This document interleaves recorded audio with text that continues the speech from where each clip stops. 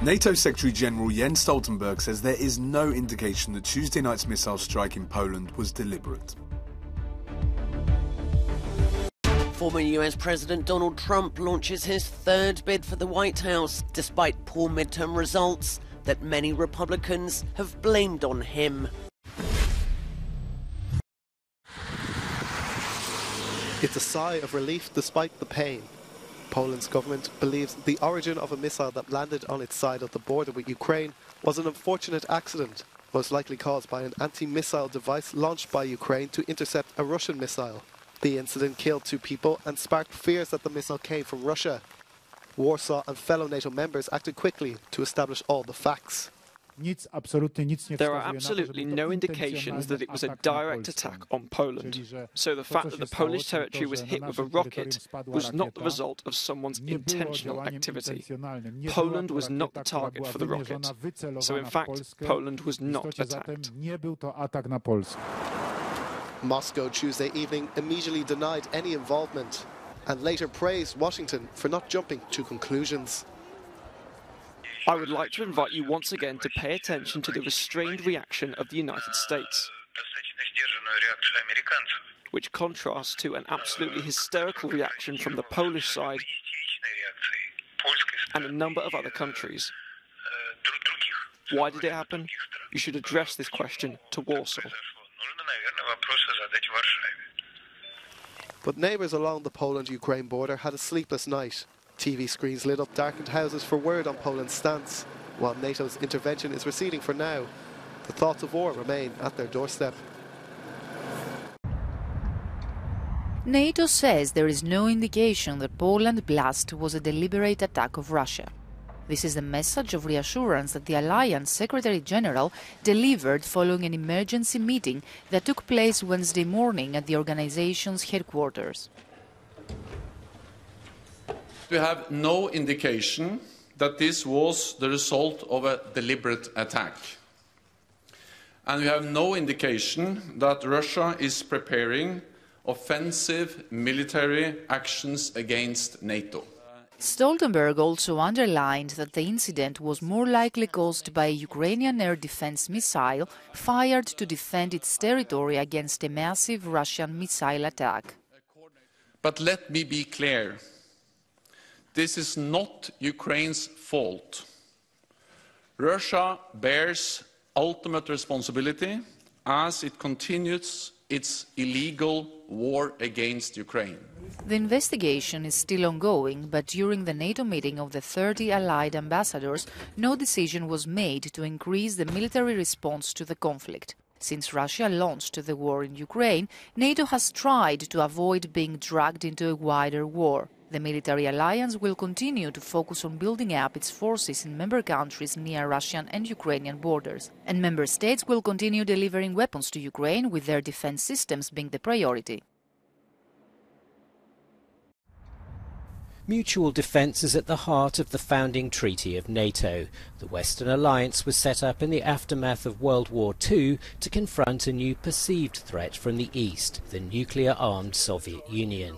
Now, with Europe in the grip of its largest land war since 1945, NATO leaders are turning to the key articles on conflict and the use of force. Article 4 serves as a warning of a brewing security emergency that needs urgent attention. It has, in fact, been used multiple times previously, most recently after Russia's invasion of Ukraine. It sends a message to the wider world that the alliance is considering possible action. The September the 11th attack on New York is the only time Article 5 has been invoked. This enshrines the principle of mutual defence and commits member states to take whatever action is deemed necessary, including force. Within weeks of Article 5 being triggered after 9/11, a UN-backed NATO-led operation was underway in Afghanistan against the Taliban, which was sheltering the perpetrators. It was a powerful demonstration that when pushed, NATO was willing to trigger its mutual defence clause.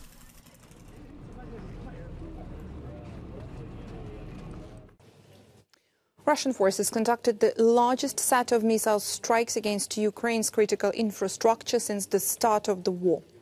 The Institute for the Study of War says damage to Ukraine's energy infrastructure is unlikely to break Ukrainian spirit, given Ukraine's improving air defenses and recent ground victories in Kherson region.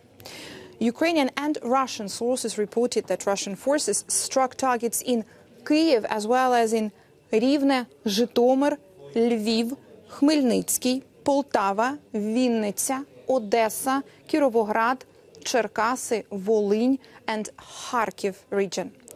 The Ukrainian General Staff reported that out of over 90 missiles launched by Russia, Ukrainian air defenses shot down over 70 cruise missiles and all drones on the 15th of November.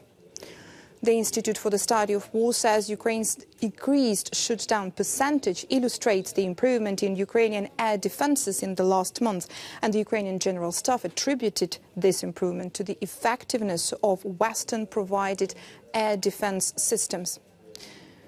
In what marks the first time that the territory of a NATO country has been struck during the near 9-month war, a missile fell in Poland. The Russian Ministry of Defense denied Russia's involvement, saying, quote, there were no strikes made on targets near the Ukrainian-Polish state border, unquote, except that Russia did target Kovel in the region of Volyn, and also, according to the head of Lviv region military administration, Maxim Kozatsky, Ukrainian forces shot down most of the 13 missiles Russia fired into the western region of Lviv.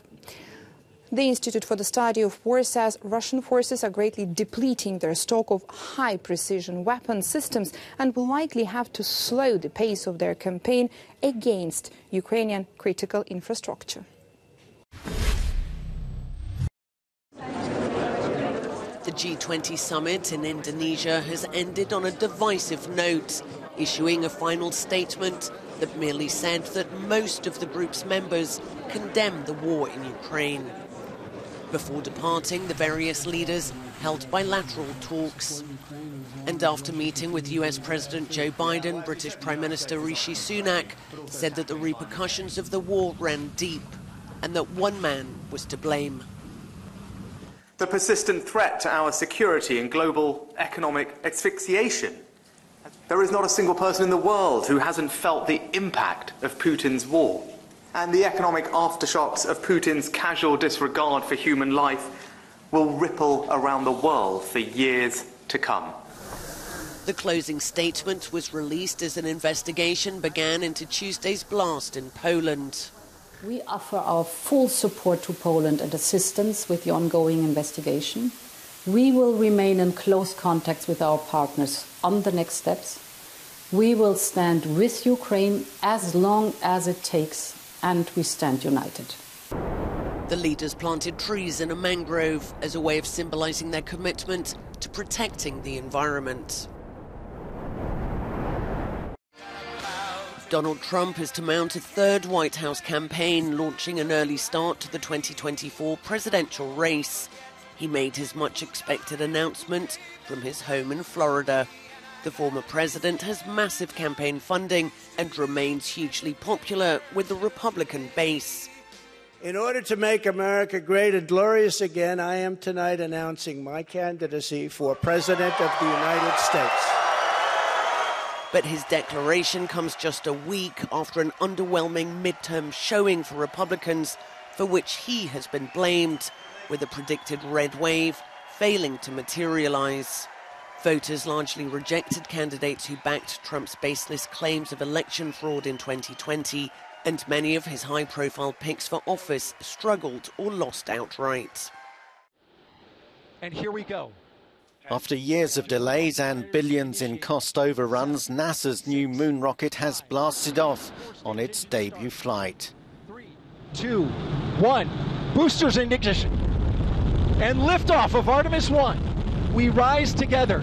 Back to the launch took place at Cape Canaveral in Florida with 3 test dummies aboard. On the core stage and 2 solid rocket boosters now propelling the vehicle at 128 miles per hour. If all goes well, the capsule will go into orbit around the moon before returning to Earth with a splashdown in the Pacific in December. You're looking at 8.8 million pounds and 420 miles. NASA's ultimate goal is to put astronauts back on the moon for the first time since the Apollo mission ended 50 years ago. confirmation that the solid rocket